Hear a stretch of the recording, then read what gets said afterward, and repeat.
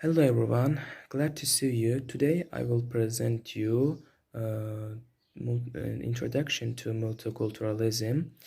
Firstly, multiculturalism is the end state of either or natural or artificial process and occurs on either a large national communities. On a smaller scale, this can occur artificially when a jurisdiction is established or expanded by amalgamating areas with two or more different cultures. On a large scale, it can occur as a result of either legal or illegal migration to and from different jurisdictions around the world.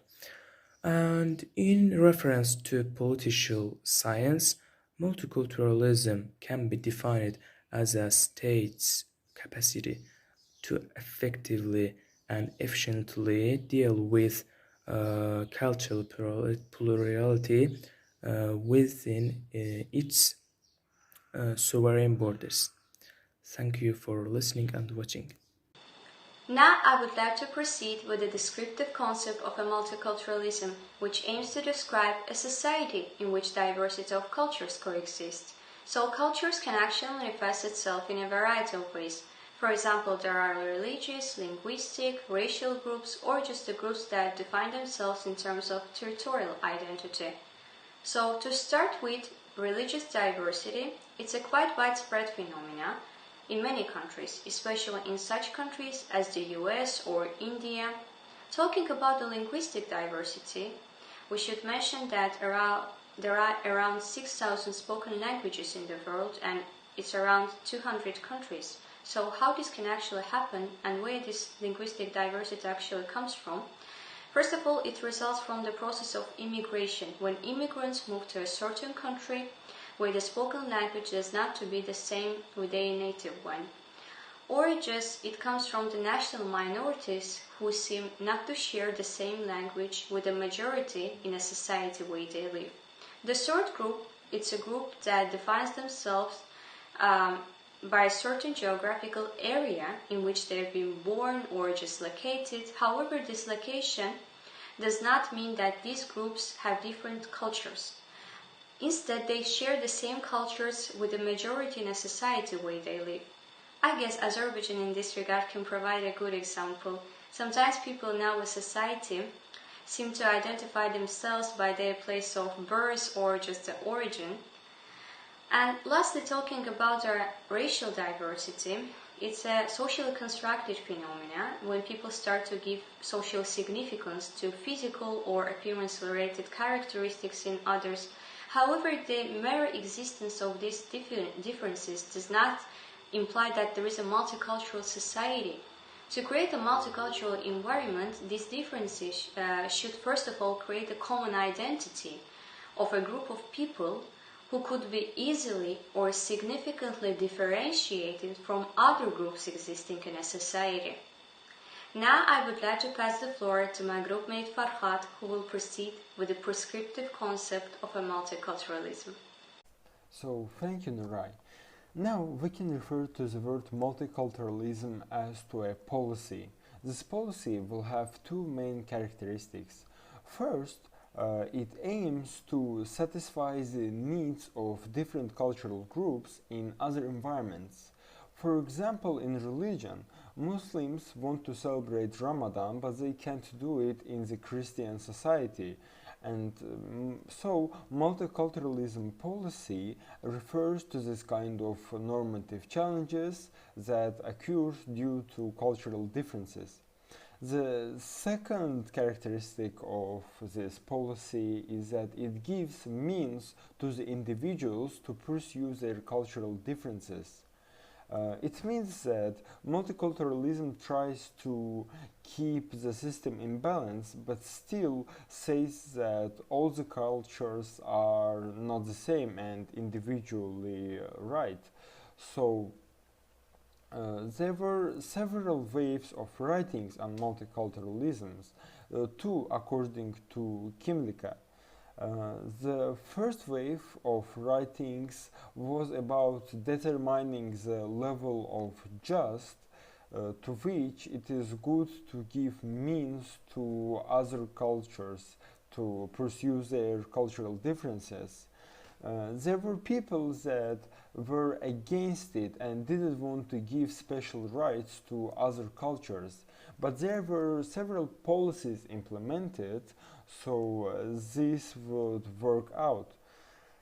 There were also several laws and rights that kept everything in balance. For example, rights that helped lower societies that were disadvantaged in larger ones. So this is all from my side, and now my teammates will continue with the second wave of writings on multiculturalism. So, hi, my name is Mirat Mikhail, and today I'm going to talk to you about the second wave of writing on multiculturalism. So, in the first wave of writing on multiculturalism, the debate has centered more on the discussion of sensitive policies within the several minority groups. And many political philosophers, liberal political philosophers, have discussed to what extent some deviations can happen there or the policies are justified. Then there was a second wave of writing on multiculturalism. In this second wave of writing, this liberal political philosopher focused more on the justice, not the several groups, but the justice within one group. So they wanted to protect rights of minorities and people in these groups. So usually, what kind of persons were suppressed? There were gays, lesbians, bisexuals, women, and children. So gays, lesbians, and bisexuals. The heterosexism was heavily oppressed in many kind of minority groups due to some rights that they have or some cultural aspect or religion aspects. So these gays, lesbians, and bisexuals didn't have freedom of speech or rights that normal human does. Moreover, they were heavily oppressed, and uh, people usually banned them from works or joining the army, for example. Moreover, they didn't have the right to create families, and people did some inhuman and cruel things to them, and they treated them not like the other humans, but other beings. So, bearing this in mind, many liberal political philosophers discussed to what extent giving them some rights was true and that can help them to be freed from these threats. Thank you. Then my groupmate will continue. So the implications of special rights for the children who are part of minority cultures is a topic which has received some attention from contemporary political philosophers. So the concern is mainly about the physical or psychological abuse and the lack of education. So what about the physical or psychological abuse? There may be some groups who have some practices which are harmful for children. For example, shunning, which this is a practice which consists of ostracizing those who don't follow their rules or they have done something which is disapproved by their community. Also, the traditional scarification of children, which some African communities practice, may consider it as uh, as a physical abuse.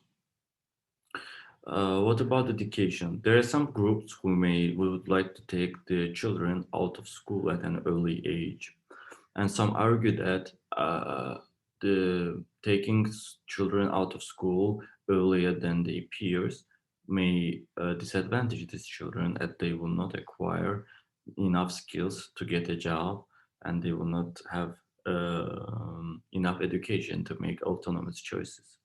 So these groups consider that the education should be mainly about the religious scriptures, and they disregard any other kinds of education. So most post-colonial philosophers like Mukherjee have contended that even though there may be some worries about the internal oppression, uh, sometimes these worries are misplaced. And also sometimes the practice can be seen liberal to an outsider, but because they have their social meaning differs from the one given by the outsider, this practice is not considered as an illiberal. Thank you for your attention. That's all from me. Hello, my name is Elmi Kulimov and I'm going to talk about animals and multiculturalism.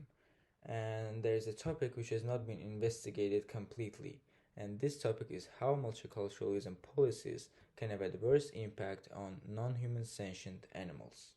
And we can understand how animals' interests may be violated if their interests are approved. So let's assume that animals have three interests, and the first one is not having torment upon them. Second is they are interested in negative freedom, they don't want to be restricted in cages or undertake labor. And third is that non-human sentient animals are interested in having access to resources for their well-being. Also, they want veterinary assistance and nutritional stabilization, and it's good that animals want to pursue healthy life and not being treated rude. However, some philosophers think that it's a risk to give a specific rights to groups because some cultural groups have practices that are linked with the interests of non-human sentient animals, and thus in terms of multiculturalism cultural groups have power which stimulates animal cruelty, and some cultural groups participate in animal slaughtering practices for the reason that their religion insists that meat has to be cut in a specific way before it is eaten. An example of how multiculturalism policies can damage non-human sentient animals is the exemption of minority groups from the laws on animal cruelty, and such policies facilitate the violation of animal interests. In addition, there are debates about intervention in practices of minority groups. However, majorities fail to treat animals with respect. Thank you for listening, and now my groupmate will continue to talk about hard and soft multiculturalism. So finally, there are two types of multiculturalism, hard and soft multiculturalism. Let's describe multiculturalism in a sentence. Multiculturalism describes the existence, acceptance, or promotion of multiple cultural traditions within a single jurisdiction. A second meaning refers to policies around ethnic and cultural diversity. Australian historian John Hurst has described potential policies across a spectrum bookended by soft and hard multiculturalism. So, hard multiculturalism values immigrant cultures for their own sake and so promotes affirmative action, quotes, ethnic separatism, and even spirit laws. Those in favor of hard multicultural policies argue that they avoid the inequality that inadvertently comes when applying the law universally without regard to background, circumstance, including cultural differences. The argument proposes that equality oppresses minorities as it is based on individual rather than group rights, and that only differentiated citizenship can remedy the injustice of individual equality.